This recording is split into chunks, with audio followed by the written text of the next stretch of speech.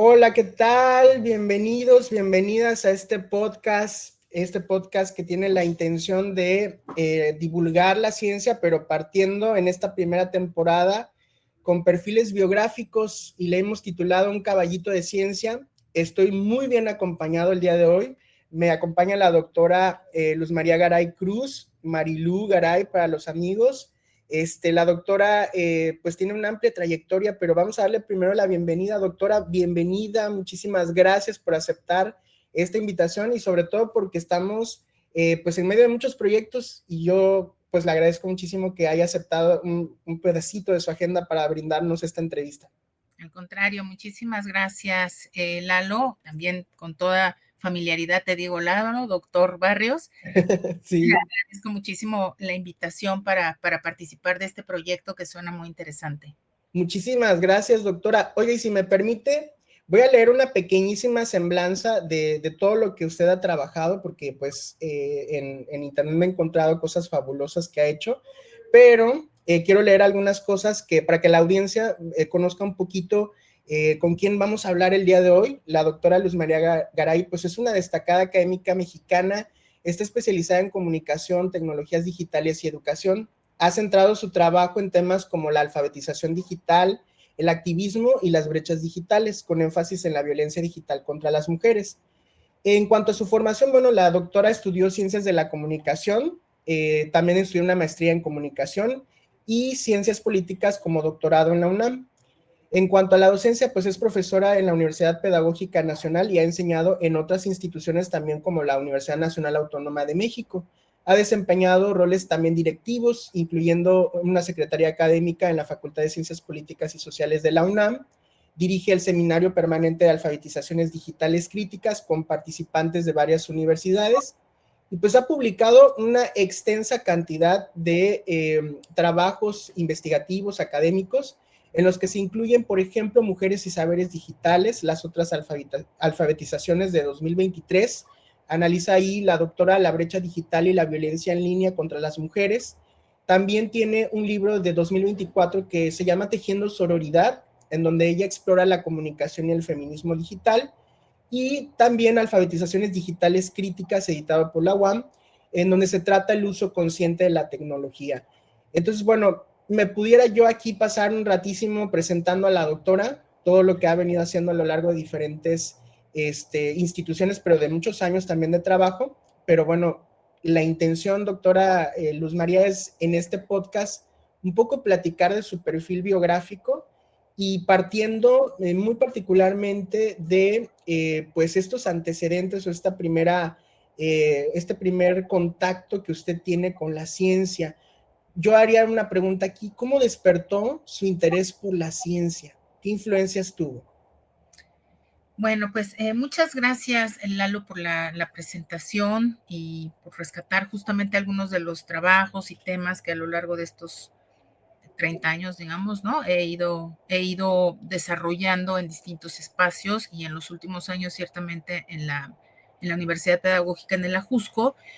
Y curiosamente, ahora me pones a pensar en qué momento yo decidí que quería dedicarme a la academia y a la investigación, y fue cuando llegué a la Facultad de Ciencias Políticas a estudiar la licenciatura. Durante mi infancia, digamos, pues sí estuve rodeada de mucho de libros, ¿no? Mi abuela, que era alguien con quien yo convivía permanentemente, le gustaba mucho de leer, le gustaba mucho ir al radio, las noticias, etcétera, y entonces era como esta cuestión de estar como muy atenta, digamos, a cosas que sucedían, ¿no? Y en el país, en la ciudad, en esos años, pero era como una curiosidad como muy infantil, ¿no? Como muy de adolescente nada más, pero todavía no perfilaba ni siquiera qué carrera quería estudiar, ¿no?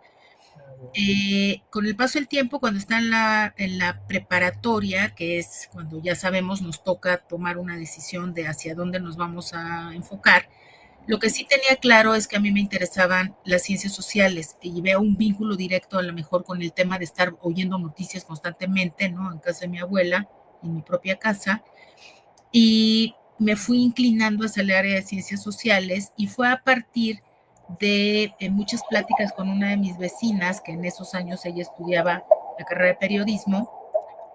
Me fue interesando el asunto, me puse a investigar y decidí estudiar ciencias de la comunicación. Y entrando ya a la carrera, comencé a ver que pues el campo de la comunicación se abre a distintos escenarios, ¿no? Profesionales, ¿no? Colegas que se dedican al periodismo, a la producción audiovisual, al cine, ¿no? Y había en esos años, en el plan de estudios, materias optativas vinculadas con la investigación. Y realmente fue ahí, como en esas discusiones y en contacto con mis profesores, ¿no? Empezábamos ya, evidentemente, a tener noción de qué era la investigación y qué temas investigaban nuestros profes.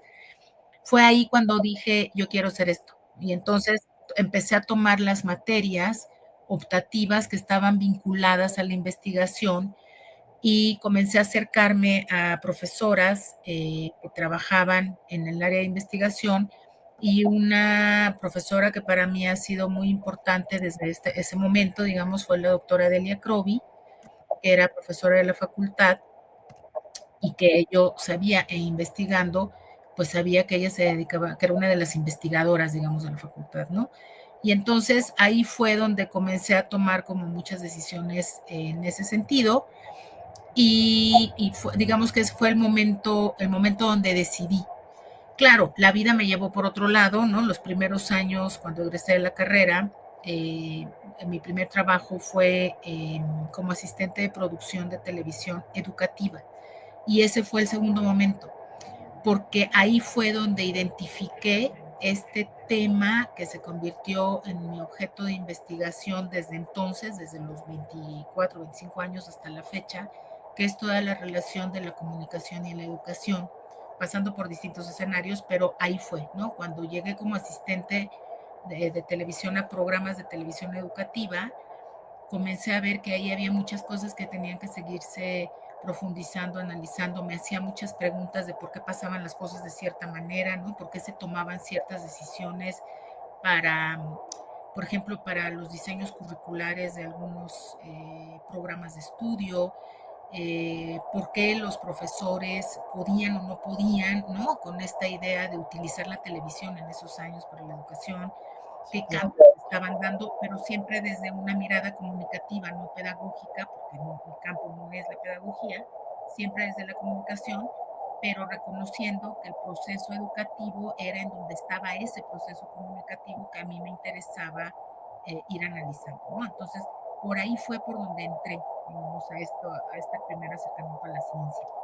Muy bien. No, la verdad que se escucha muy interesante porque pues todos tenemos ciertas curiosidades o de pronto hay alguien que despierta nuestro interés, particularmente en la investigación, ¿no? Que es un tema que de pronto para algunos pudiera llegar a resultar incluso aburrido, pero lo cierto es que quienes ya estamos dedicándonos a este asunto de la investigación, pues le encontramos muchas satisfacciones, ¿no? Y es bien bonito recuperar esto, justamente lo que decía usted, pues quiénes fueron como nuestros faros o nuestros guías en esos primeros momentos y que nos incitaron o nos provocaron un poco esta curiosidad por poder profundizar un poco más en algo que nos interesara, ¿no? Y eso es súper valioso porque, pues, quiere decir que la doctora Garay, para nuestra audiencia, tiene una mente muy inquieta. Y en Así este es. sentido, bueno, pues yo me adentraría a una de las segundas preguntas aquí para el podcast, doctora, que nos pudiera a lo mejor comentar alguna anécdota que haya marcado pues la vocación ya de dedicarse de lleno a la investigación y también entiendo yo que a la docencia. Sí. Una pequeña anécdota que le gustaría recuperar. Pues, híjole, qué interesante pregunta, Lalo, porque de repente uno va dejando detrás todo esto y siempre estos ejercicios son muy valiosos porque es justo como el recuento de nuestras historias, ¿no? Justo de lo que va el podcast y los programas. Y eso, yo me acuerdo que cuando terminé la licenciatura les decía, ¿no? Y que tuve este primer trabajo, para mí era como, me hacía muchas preguntas. Y ese primer trabajo fue como asistente de producción, y esta es una historia interesante, en la que fue la primer maestría vía satélite de una institución pública, que fue la UPN. Era una maestría, en este momento, era una maestría en pedagogía, y en la UPN generó como un sistema que se llamaba, me acuerdo perfecto porque mi tesis de maestría fue de eso, se llamaba Posgrado 360. Y era, imagínense, estamos hablando de los finales de los 90, ¿no? Principios de los 2000. Y entonces era como todo el boom de, wow, tenemos satélites y teníamos por primera vez un canales educativos más allá de telesecundaria. Teníamos transpondedores satelitales, etcétera, y se creó la famosa red EduSat, que estaba bajo la administración del ILSE, ¿no? El viejo ILSE, el Instituto Latinoamericano de Comunicación Educativa. Y entonces lo que hubo fue una convocatoria a instituciones públicas para comenzar a producir programas a distancia, pero para utilizar esos canales vía satélite. Entonces fue toda una política nacional muy interesante ahí, a quien le interese como el tema y el recuerdo histórico. Hay muchos trabajos al respecto, entre ellos en mi tesis de maestría, porque justo yo entré a trabajar como asistente ahí, ¿no? A esa primera maestría. Y yo era la asistente de producción que le tocaba, como todos sabemos, los primeros trabajos de asistentes, ¿no? Pues me tocaba de todo, o sea, me tocaba un trabajo logístico de organización de la producción, pero también me empezó a tocar mucho trabajar con las y los maestros que participaban en esa maestría, que se impartía a todas las unidades de la UPN a nivel nacional. Entonces implicaba ir al estudio de televisión, al ILSE o al EDUSAT, o a la vieja UTE, Unidad de Televisión Educativa de la SEP. Y entonces me tocaba andar con los maestros para explicarles cómo funcionaba el lenguaje de la televisión, ¿no? Cómo teníamos que hacer las cápsulas para ilustrar sus clases, hacer entrevistas para que ellos pudieran incorporarlas en sus discursos, o sea, ayudar a pasar comunicativamente sus temas, sus clases, etcétera. Y yo me acuerdo que realmente había momentos en donde todo era risa y felicidad, porque había profesores que se les daban de manera muy natural hablarle a una cámara, ¿no? Y tener claro que ese programa de televisión se iba a transmitir en tele y lo iban a ver muchísimas personas. Lo hacían de manera muy natural, pero para otros era una pesadilla en su vida, ¿no? Se equivocaban 1000 veces, había que cortar otra vez, era súper difícil. Claro. Y digamos, lo que a mí me pasaba es que yo era como la mediadora, ¿no? Porque era la que tenía que estar con los maestros un poco explicando, ensayando, calmando y mediando con los equipos de televisión profesional, los productores, los camarógrafos, los jefes de piso, pues para que entendieran que era un proceso distinto. Claro. O sea, no era gente profesional que hiciera televisión, eran profesores, académicos, ¿no? Que estaban lanzándose a un modelo educativo que era muy ajeno a ellos. Y conciliar estos tiempos, pues era una cosa distinta. Entonces los maestros me decían, es que ¿por qué tengo que ir tan rápido? Es que ya me equivoqué, lo quiero repetir y ya llevamos 15 minutos grabando, ¿no? Y los productores diciéndome, Mari, ¿qué onda con tus maestros? O sea, era una cosa compleja. Y ahí justo surgió mi interés por la tesis de maestría, que fue un tema, hacer la historia de esta maestría en pedagogía vía satélite, etcétera, del UPN, y colocar por primera vez para mí, digamos, la importancia de la formación docente en el uso de tecnologías para distintas modalidades educativas, ¿no? Claro. Y hablando desde la parte comunicativa. Ahí fue donde me quedó muy claro que yo no quería producir, no porque no me gustara, hace mucho tiempo me dediqué a la producción de la televisión educativa, pero yo decía, hay algo más que aquí pasa. O sea, porque lo de menos es que el maestro empiece a aprender y la práctica de vea para acá, vea para allá, voltee, ponerle un chicharo a un maestro era una locura, ¿no? Porque entonces sí, claro, se distraían, estaban hablando y les hablaba alguien acá y cosas así. Entonces yo decía, no, sí, la clave está en otra parte, la clave está en que comencemos a comprender, ¿no? Cómo es que la tecnología es una herramienta muy útil pero requiere de diseños pedagógico-comunicativos, ¿no? Requiere de formación de los profesores, requiere de diseños especiales de materiales, etcétera. Y me parece que esa experiencia y las muchas anécdotas ahí, ¿no? De maestros muy nerviosos, productores histéricos, ¿no? Camarógrafos enojados, todo eso fue lo que a mí me fue llevando a decir, aquí hay algo que tenemos que ver con otras miradas, ¿no? Por ahí fue más o menos donde dije, yo lo que quiero hacer es investigar sobre estos procesos.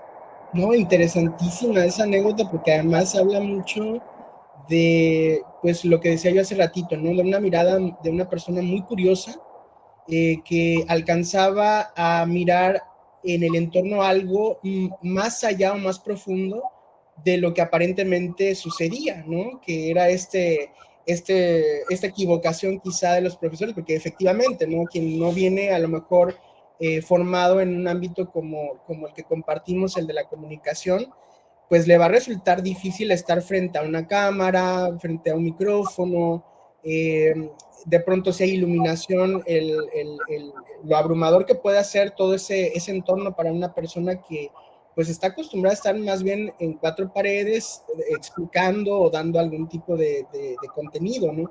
Entonces sí Claro. me imagino que haya sido algo bastante complejo de llevar, pero el recuperar eso para poder decir, a ver, aquí está pasando algo mucho más profundo que esto, pues ya habla de una curiosidad y yo creo, un rasgo bien bonito e interesante que tienen los investigadores, ¿no? Que es una curiosidad más allá de lo que aparentemente está ocurriendo ahí en un escenario social, ¿no? Entonces, sí, está muy bonita la anécdota, se lo agradezco mucho, doctora, para la audiencia.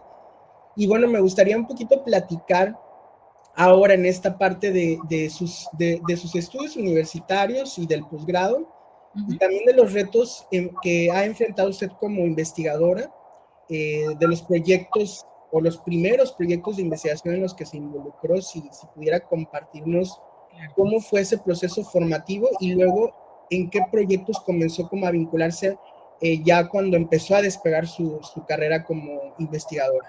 Sí, pues sí, sí, Lalo, ciertamente son ya muchos años, ¿no? Esto que les cuento, esta primera anécdota de esa maestría que me llevó a mí a ingresar al posgrado en comunicación y en donde tuve la fortuna de que la doctora Delia Crovi me dirigiera la tesis. Aprendí muchísimo, por supuesto, con ella, que es de las expertas fundadoras, ¿no? Importantísimas de la comunicación educativa en América Latina. Y en esos años yo hablaba de televisión educativa todavía vía satélite, ¿no? Pero como sabemos, quienes estamos en estos temas, pues la velocidad del desarrollo de la tecnología es una cosa impactante. Y mientras yo estaba terminando esa tesis de maestría, llegó el Internet y entonces la computadora y se empezó a incorporar bien, ¿no? En todos los procesos. Y yo tuve la fortuna de entrar a trabajar a la SEP como funcionaria en la Subsecretaría de Educación Superior a cargo justamente de una subdirección de producción audiovisual educativa. Y me tocó estar al frente de toda la parte de producción de los programas de televisión y todo esto de un programa de la reforma curricular del 97 en las normales. Eh, y ahí, bueno, pues ya había como mucho tema, estaba internet, pero estaba la tele, pero estaban muchas cosas, y comencé a ver que la cosa no era nada más, no era un tema de la UPEN, era un tema del profesorado a nivel nacional, y se empezaba a complicar porque entonces ya estaba ahora la educación a distancia en línea, ya olvidémonos de los satélites, ahora ya tenemos las computadoras y empezó el boom de la educación en línea, con los consiguientes problemas que ya sabemos, cosas muy afortunadas, pero también muchos problemas. Y ahí comenzó mi tesis de doctorado, justamente, que ahí ya me centré en formación y práctica docente de profesores en sistemas de educación superior en línea. Y bueno, fue un estudio de caso, UNAM, UPN y Politécnico, para ver qué pasaba con los profesores, ¿no? O sea, qué tipo de capacitación, formación, actualizaciones tenían. Y bueno, pues encontré problemas que lamentablemente hasta la fecha seguimos teniendo, nada más que ahora con inteligencia artificial, que la tecnología va súper veloz, los profesores tenemos otro tipo de acercamiento a la tecnología, hay quien la incorpora rápidamente y la entiende muy bien y le gusta, hay quienes no, y lo que nos falta es hacer diagnósticos, en fin, ¿no? Y justamente ya en el doctorado mi tutora fue la doctora Rocío Amador Bautista, otra gran investigadora de la comunicación, la educación y la tecnología. Con ella también aprendí mucho y me fui como incorporando también en esos años a la Asociación Mexicana de Investigadores de la Comunicación, pues porque en el posgrado estaban nuestros maestros, la doctora Crovi, la doctora Fátima, el doctor Trejo, en fin, pues todos ellos eran miembros de la asociación y promovían que comenzáramos a incorporarnos en las prácticas de la investigación y ya en las asociaciones, ¿no? Entonces, estando en la maestría fue que comencé a incursionar ya de manera más formal, pero todavía con investigaciones de mis estudios de posgrado, ¿no? El de la maestría y el del doctorado. Y cuando concluí el doctorado, eh, tuve un interprofesional en donde no tenía una plaza y esos son unos de los desafíos y retos de mi trayectoria como investigadora, es que yo siempre, mi trabajo de investigación para mi formación de posgrado fue paralelo a trabajo como funcionaria. Y entonces era pues, súper complicado, ¿no? O sea, era difícil, digamos, conciliar, pero tenía una gran ventaja y es que yo trabajaba en los lugares que eran insumo de información para lo que yo estaba investigando. Entonces no era tan terrible, digamos, porque empataban muchas cosas. Pero bueno, cuando concluí el doctorado coincidió que también tuve una etapa en donde no había como posibilidades de plazas y demás. Y bueno, así terminé la tesis doctoral y terminando la tesis doctoral, a los 2 años surgieron las plazas un concurso de plazas en la UPN. Concursé una primera vez y no gané, pero bueno, yo sabía que así era este trabajo en la vida académica y más porque yo ya tenía muy claro que quería ser investigadora. En la docencia he participado desde que soy profesora adjunta en la UNAM, desde que tenía 20 años. Pues yo también tenía muy claro que esa era mi trayectoria, ¿no? Pero siempre tenía que conciliarlo con ser funcionaria, ¿no? Entonces daba clases de 7 de la mañana a 9 y después me iba a la oficina en donde estuviera trabajando y luego en las tardes iba al posgrado y entonces eran como estas historias ahí complicadas, pero todo el tiempo estuvo mi carril de yo tengo que seguir investigando. O sea, no depende del trabajo que tenga, depende de mis intereses en seguir trabajando en esto. Y bueno, por fortuna, cuando ya logré ganar mi plaza en la UPN, lo cual para mí siempre ha sido como un gozo porque ha sido una institución muy generosa conmigo desde que entré. Entonces ya me pude yo a mí misma llamar investigadora, porque ahora sí, mi dedicación de tiempo completo era para estar investigando, ¿no? Los temas que me interpelaban. Y cuando entré a la UPN, justo la doctora Crovi comenzó un proyecto, estaba cerrando un proyecto de investigación muy bonito, que fue un diagnóstico sobre acceso y uso de tecnologías con profesores de educación superior. Y yo colaboraba con ella, siempre he estado muy cercana al trabajo con Delia, ella ha sido mi mentora, fue mi mentora para entrar al mundo de la investigación, a las asociaciones, la mexicana, la latinoamericana, etcétera, cosa que siempre lo agradezco mucho y se lo digo a ella, porque ella me abrió las puertas, digamos, ¿no? Para ver ese mundo y empezar a incorporarme a eso.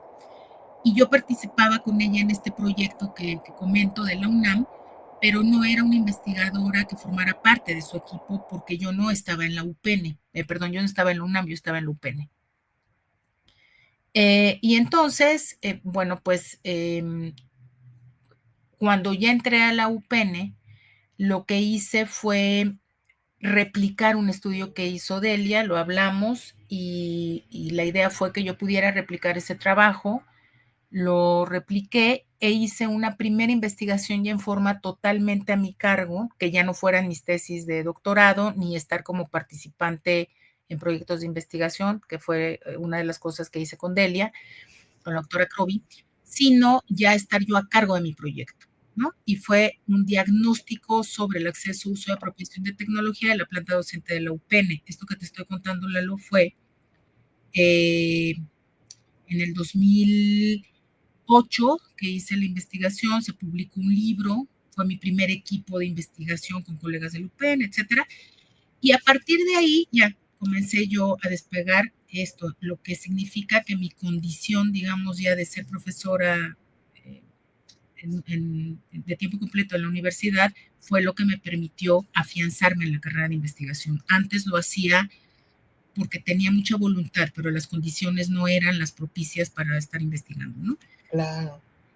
Y así fue, y el tema de los docentes seguía siendo mucho de mi interés, qué pasaba con ellos, etcétera, con la incorporación de la tecnología y demás. Y luego ya me fui perfilando mucho con los estudiantes, los jóvenes, la incorporación que hacen los jóvenes de la tecnología en sus procesos de aprendizaje.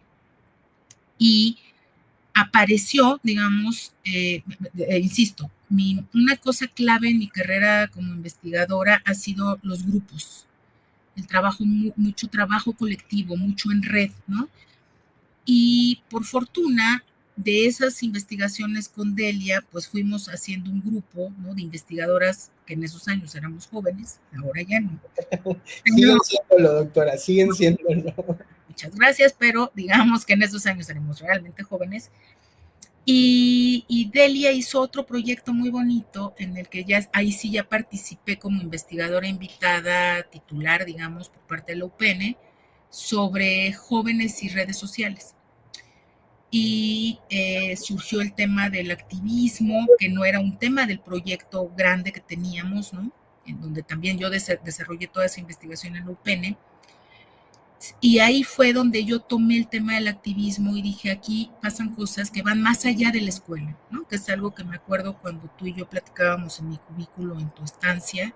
¿Te Sí. acuerdas que decíamos, pues es que este tema del desarrollo de las habilidades, la apropiación, la alfabetización digital no pasa solamente en el salón de clases ni en la escuela, pasa en muchos escenarios no formales, ¿no? Y me empecé a meter mucho a ver qué sucedía con estos procesos de alfabetización digital de los jóvenes activistas de con distintos intereses, ¿no? Claro. Movilización social por la democracia, por los animales, por el derecho a las mujeres, el derecho a la educación, etcétera.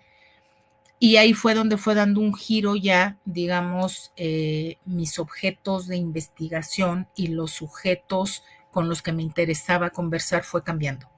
Y así, digamos, fue como se fue construyendo esa primera parte, digamos, de mi trayectoria en la investigación, muy vinculada a la parte educativa, formal, y ahí es donde yo veo como un momento en donde salí ya a otros espacios. No, está interesantísimo esto que nos ha regalado de su trayectoria, doctora. La verdad que muy, muy bonito recuperarlo, porque creo, como decía hace un rato usted, es como hacer mirada retrospectiva qué ha pasado, ¿no? En todos estos años.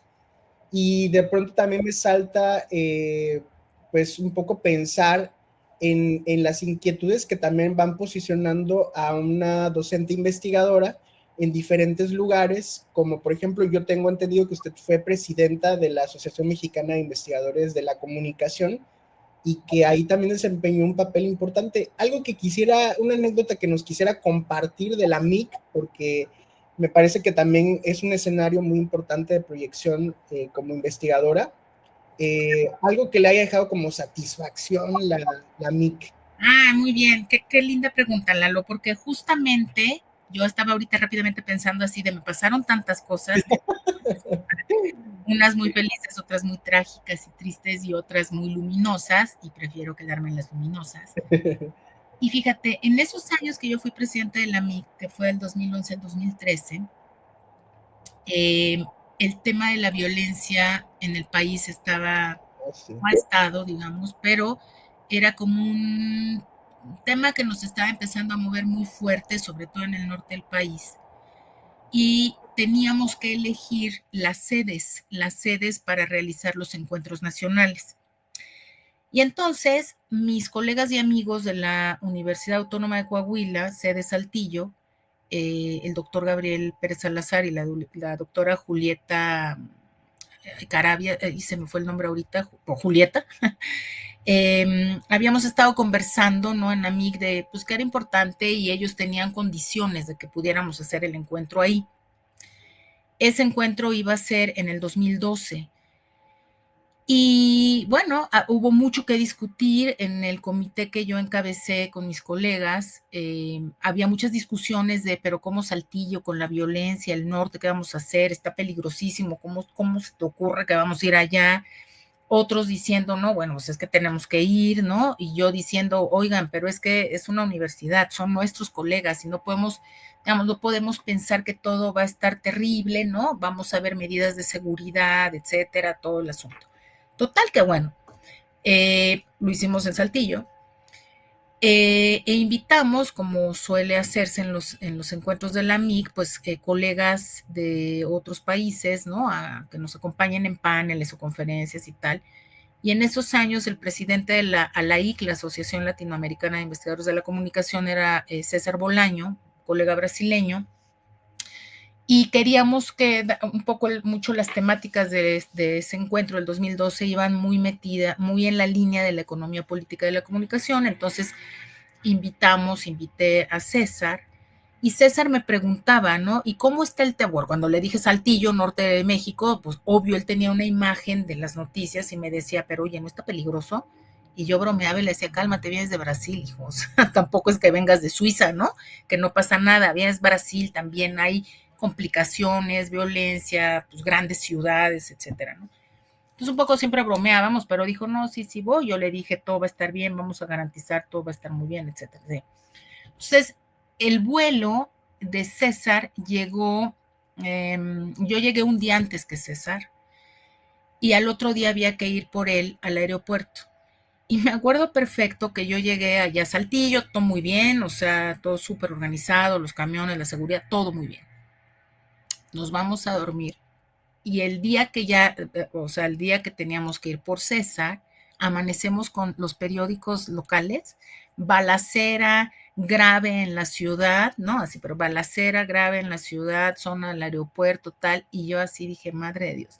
Y entonces César va bajando del avión y lo primero que ve son todos los periódicos con el encabezado de balacera en la ciudad, tal, tal, tal. Y cuando ya lo vi en el aeropuerto y tal, así como que me dijo, o sea, era un poco risa, un poco broma, pero un poco preocupación, ¿no? De qué pasó. Y le dije, pues mira, pasa, o sea, pasó y está fuera del control, ¿no? Pero no va a pasar nada, entonces vamos a estar bien, tal, ¿no? Pero era un poco la broma de nosotros, todo el mundo garantizándole el comité y todos de que no pasa nada, y va bajando del avión y la primera noticia es esa.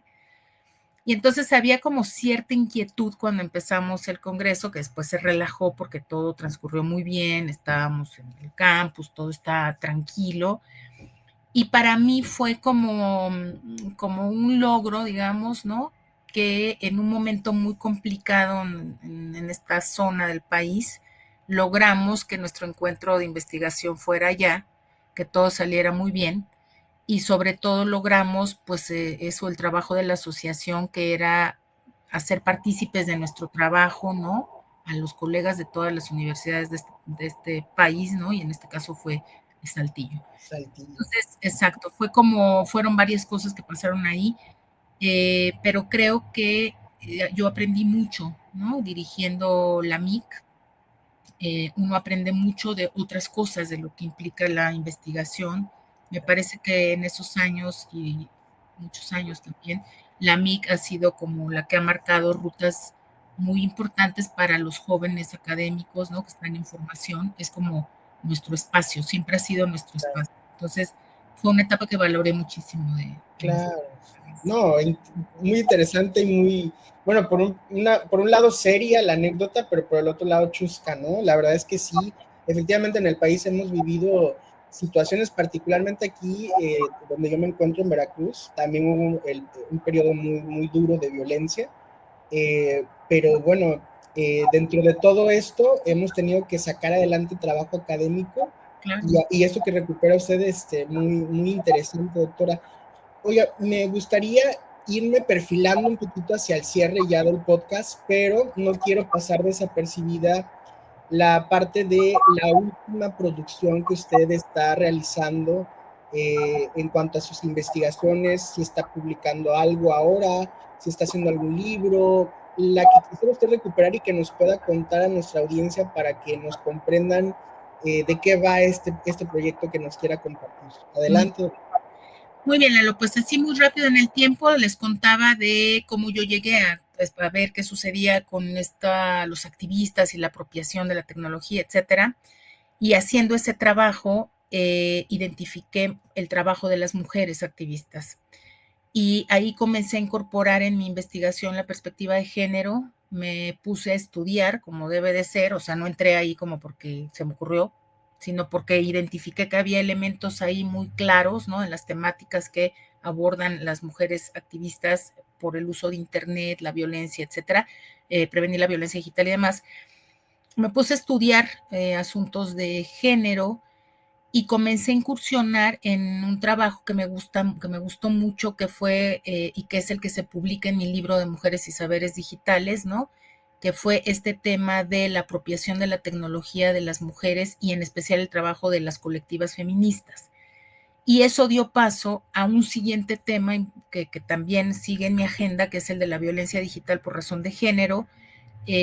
Ahora que mencionabas algunas de las publicaciones, está un libro del 2023 también que se llama Rompiendo el Silencio, experiencias y propuestas de mujeres universitarias, que fue un proyecto colectivo que coordiné con colegas de mi seminario al que hiciste mención, y nos lanzamos a hacer un diagnóstico sobre violencia digital en 11 universidades, y tenemos una propuesta de talleres y está en marcha ahí un libro de la tercera fase del proyecto en donde damos cuenta de las estrategias de intervención para prevención de violencia digital y alfabetización digital en las universidades donde hicimos el estudio, ¿no?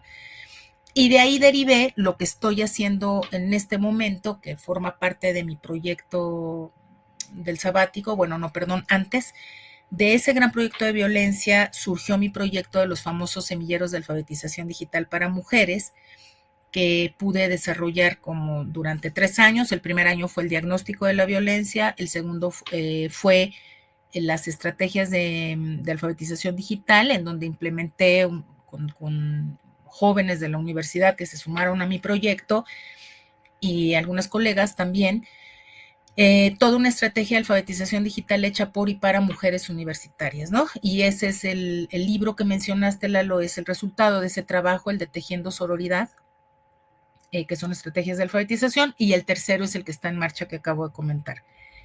Y salí de sabático, ahorita está concluyendo mi periodo sabático de año y medio, y mi proyecto de investigación sigue con el tema de género, pero esta vez me comencé a incorporar en la desigualdad, la brecha. Regresé a un tema que ha sido importante siempre, que es la brecha digital con perspectiva de género en este caso, y la brecha digital y las mujeres universitarias. Tiene mucho que ver con este asunto de el trabajo de los cuidados y el trabajo doméstico como un factor que, sumado a la violencia digital, entorpecen mucho la apropiación de la tecnología para las mujeres, sobre todo para el desarrollo de habilidades digitales que les ayuden al campo académico, profesional y laboral, ¿no? Estoy en eso, es un trabajo cualitativo, entrevistando mujeres universitarias de distintas partes del país. Creo que ha ido bien, está por salir un par de capítulos del libro ya sobre ese trabajo y un artículo en la revista Tlatelolco de la UNAM, porque un tema que atraviesa claramente esta discusión, más allá de la tecnología, es un tema de clase social y de condición de género, y estoy en estos momentos.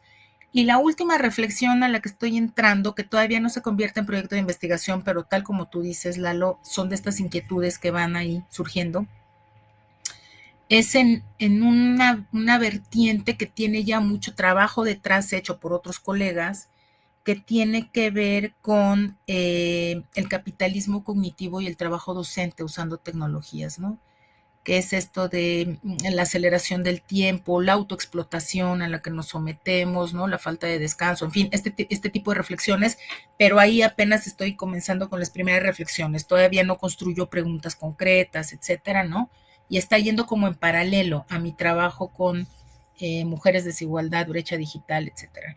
Y entonces en eso ando, Lalo, y esperando que se publiquen pues, los productos de este proyecto que te acabo de decir y que comparto con quienes amablemente ven el podcast, Sí.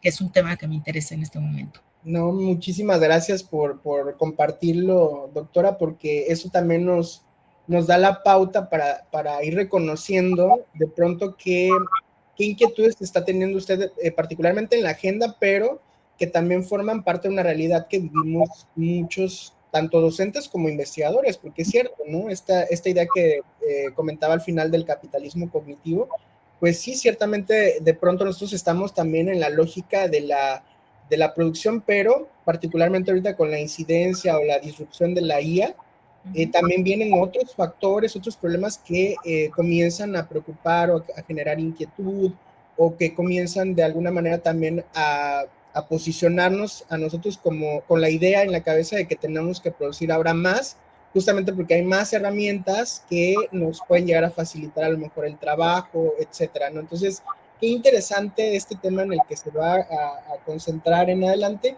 y ojalá que podamos tener, yo la comprometo de una vez, Claro que sí, claro. para que nos pueda volver a dar una entrevista y podamos platicar de los avances de ese proyecto ya en la segunda temporada, podamos platicar de esto que ahora nos ha comentado que está trabajando y que me parece que ya para una segunda temporada ya pudiéramos a lo mejor platicar de algún resultado o de los avances que tenga por ahí en el trabajo de investigación. ¿Cómo ve, doctor?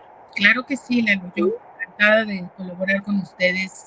Me dará mucho gusto. Muchísimas gracias. Pues fíjese que ha sido un placer, un enorme placer poder disfrutar esta charla, que es menos atropellada, menos formal, a lo mejor que un congreso, pero se disfruta mucho porque conversamos en un tono un poquito más tranquilo sobre nuestros proyectos, un poco para reflexionar lo que se ha hecho y lo que viene de futuro también, ¿no? Así que nada, enormemente agradecido porque nos haya dado un espacio en la agenda que sabemos que la tiene muy apretada, pero nos da un enorme placer poder compartir con nuestra audiencia que nos sigue en nuestros canales de redes sociales, compartir perfiles biográficos como el de usted, que también ha sentado antecedentes muy importantes en el ámbito de la comunicación en este país. Y gracias otra vez por permitirme esta entrevista, este espacio. Y nos vemos en una segunda entrevista, ya con la promesa de platicar sobre el proyecto en marcha. ¿Cómo la ve, doctor? Claro que sí, Lalo. Muchísimas gracias. La verdad me dio mucho gusto participar. Me gusta el tono de la conversación.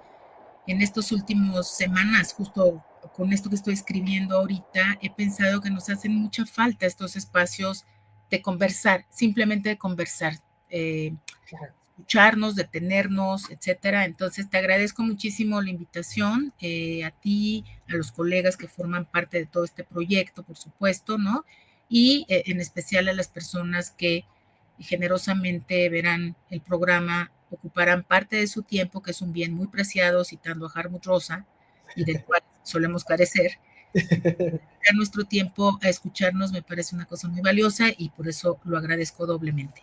No, Muchas gracias. hombre, muchísimas gracias a usted. Y bueno, me acompaña a despedir entonces a la audiencia. Les agradecemos mucho que nos hayan acompañado en esta entrega del podcast, en esta ocasión entrevistando a la doctora Luz María Garay Cruz de la Universidad Pedagógica Nacional, quien nos ha compartido muchísimas reflexiones, también ha recuperado información que ha configurado su perfil biográfico y que nos permita también tener una noción de la relevancia y del impacto social que puede llegar a tener todo lo que produce una investigadora del tamaño de nuestra invitada el día de hoy. Así que muchas gracias por habernos escuchado y los esperamos en un siguiente episodio de este podcast, Un Caballito de Ciencia. Hasta la próxima. Gracias, doctora. Nos vemos. Lalo, gracias a todas y todos. Hasta luego, nos vemos. Cuídense mucho.